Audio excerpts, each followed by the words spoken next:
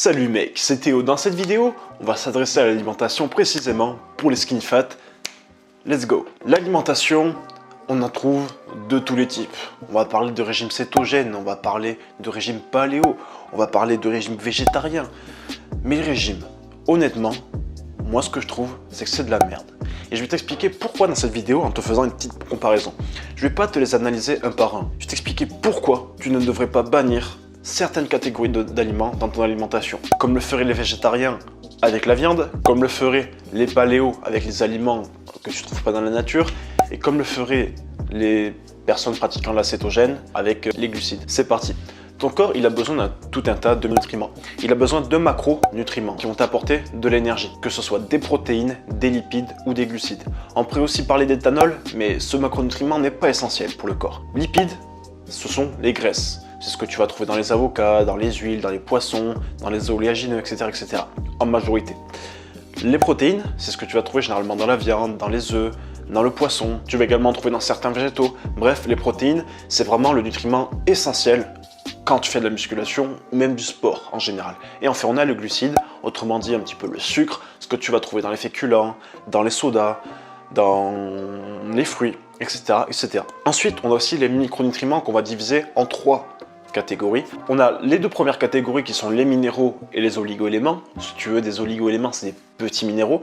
Donc, je les mets un petit peu dans la même catégorie. Je vais essayer de te sortir les 11 minéraux et oligo-éléments. Attention, le calcium, le potassium, le sodium, le magnésium, le zinc, l'iode, le fer, le sélénium, la manganèse, le chrome et le cuivre. Voilà.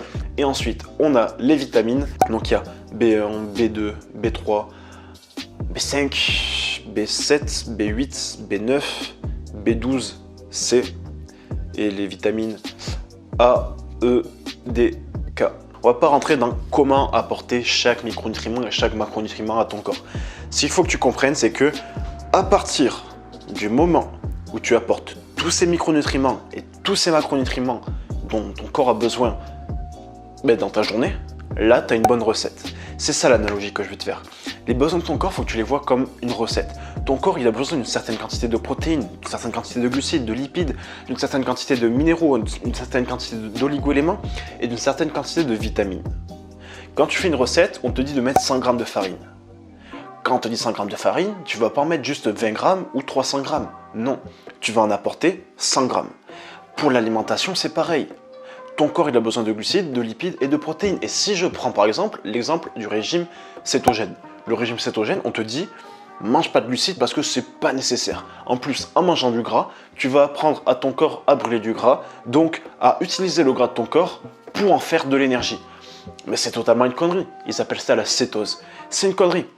Oui, en mangeant plus de graisse et en mangeant moins de glucides, tu vas brûler plus de gras. Mais c'est normal que tu brûles plus de gras puisqu'il n'y a que du gras à brûler, tu manges pas de sucre.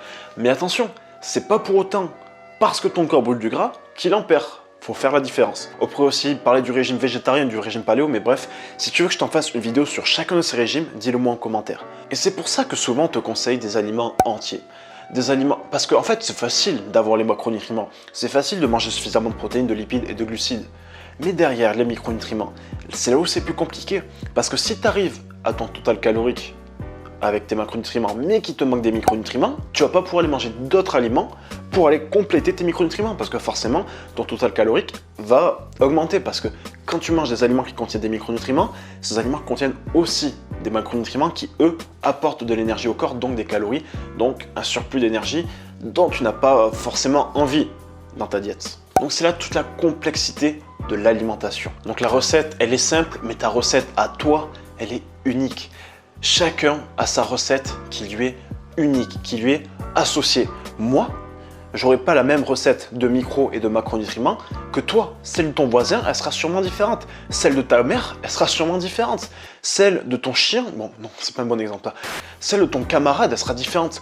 On n'a pas tous la même recette. On a tous des besoins différents en fonction de notre physiologie. Quand tu comprends quelles sont les quantités de nutriments dont tu as besoin, que ce soit les macros ou les micros, tu sais comment t'alimenter sur le long terme.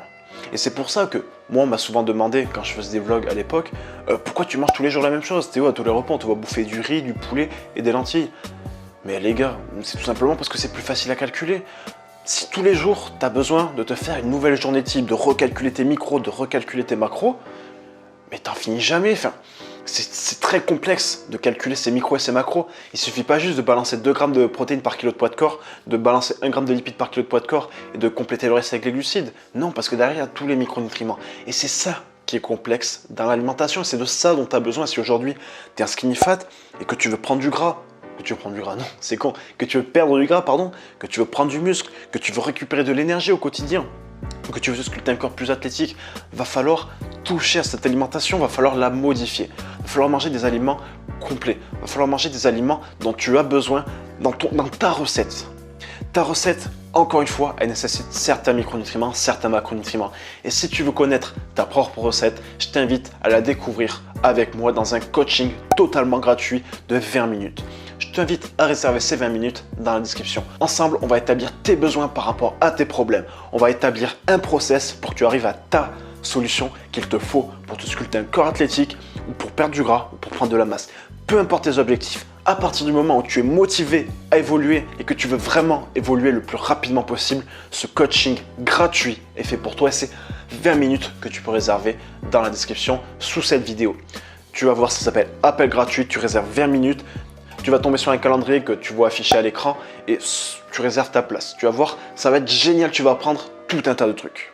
Donc si tu veux aller plus loin par rapport à cette vidéo, je te mets les bases de l'alimentation ici et dans une seconde vidéo que je te mettrai ici, je t'explique pourquoi il faut s'échauffer en musculation et surtout comment s'échauffer en musculation.